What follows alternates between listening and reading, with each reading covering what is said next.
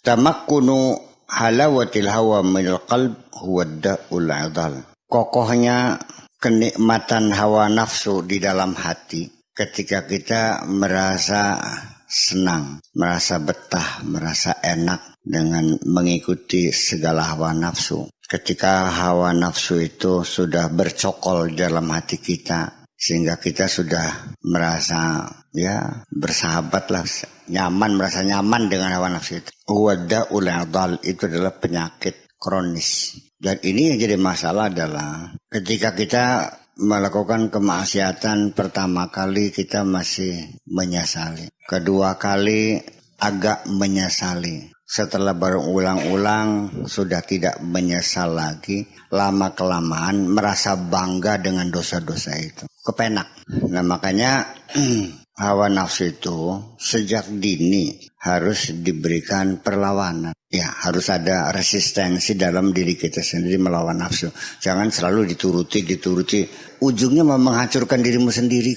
Qultu halawatul hawa, manisnya hawa nafsu itu ala qismain. Ada dua macam. Hawa nafas, hawa qalbi. Hawa nafsu dan hawa hati. Kesukaan nafsu dan kesukaan hati. Fahawan nafsi yarja'u li syahwatihal jasmaniyah. Hawa nafsi itu kembali kepada syahwat jasmani. Kahalawatil ma'akil, merasa enak makan, wal masyarib, minuman, wal malabis dan pakaian, wal marakib kendaraan, wal manakih, ya. Pernah rabi maning, wal masakin dan rumah lagi, bikin rumah lagi dan begitu. Wa hawal qalb wa syahwatuhu al ma'nawiyah, yaitu syahwat yang maknawi. Jadi syahwat fisik dan syahwat non fisik.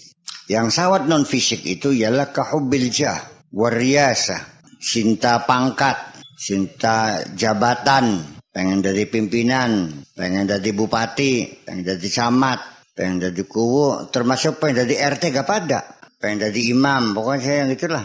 Wal aiz, kepengen terhormat, ya. Wal madah, pengen disanjung, wal khususiyat dan diperlakukan secara istimewa. Wal karomat juga sama, kepengen sakti, bisa mabur, bisa ngilang, bisa wahalawatu ta'at dan berasa nikmatnya menjalani ketaatan al-hisiyah yang fisik, ketaatan fisik ke maqamil ubad wa zuhad, seperti makam seorang ubad dan zuhad. Rasa enak sembahyangku, Masya Allah. Itu juga hawanya hati juga. Sebab ketika kita bersodakoh juga merasa nyaman, jangan-jangan kita mendapat imbalan sanjungan juga. Jangan lalu dikiranya kita sedang dalam keadaan taat, kita lagi rajin ibadah, rajin segala macam, rajin puasa, semangat. Ya perlu dipertanyakan, kenapa? Pokoknya apa saja yang Anda merasa nyaman, itu namanya hawa. Iya, hawa itu begitu. Wa halawatu ilmul hurufir rusum, dan merasa nyaman kita punya ilmu bikin jimat, bikin wafak. Ya, tokser, wafak itu. Kemat, urak, penglarisan. Jadi nilai plus itu apa nak? Dari sisi perlawanannya. Kamu jadi cerdas karena kamunya bekerja keras. Itu yang hebat. Daripada pintar ujuk-ujuk mah. Apa saja kalau kita bekerja keras itu lebih enak daripada santai. Iya, fa innal ladzizal 'aishi fin nasabi, kata Imam Syafi'i. Fansab fa innal ladzizal 'aishi fin nasabi. Bekerja keraslah karena hidup ini kita merasa nikmatnya itu dalam keadaan bekerja keras. Nah, jadi ujung-ujungnya jangan dikira bahwa selama ini Anda lagi menuruti perintah Allah. Ternyata tidak. Lagi nuruti hawa nafsu dewek sebenarnya. Nilai kehebatan kamu itu ialah perlawanan kamu. Karena Bung Karno ini ngelawan Belanda, keluar masuk penjara, ditindas, ditekan, ya kan gitu. sampai anak buahnya ditembak, dipatahin, digiles ini traktor nih Belanda kah? Mereka adalah pahlawan. Nah, kalau seandainya Wilhelmina memberikan surat kepercayaan kepada Soekarno bahwa Anda diangkat oleh Wilhelmina sebagai Presiden Republik Indonesia, dia bukan pahlawan, paling-paling pengkhianatan. Dalam pikiran kita selalu mengimajinasikan kehidupan itu dengan segala macam kenikmatannya. Fa amma ilaju hawain nafsi, hawa nafsi, adapun caranya bagaimana mengobati hawa nafsu. Bagaimana formulanya gimana untuk mengobati hawa nafsu nih? Fa amru qarib. Obatnya itu berapa? Yumkinu ilajuhu bil firari min autani dzalik. Bisa diobati dengan cara kita menghindar, menjauhkan dari wilayah-wilayah seperti itu, dari daerah-daerah rawan itu. Iya.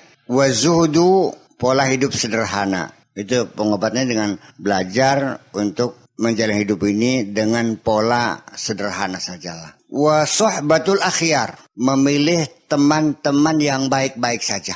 Kalau kita punya teman sudah benar-benar udah jauh bertingkah dan lain-lain. Sebagaimanapun juga nanti di hari kemudian di akhirat nanti salah satu penyesalan orang yang masuk neraka itu yang menyesatkan itu adalah pertemanan. Ya apa namanya?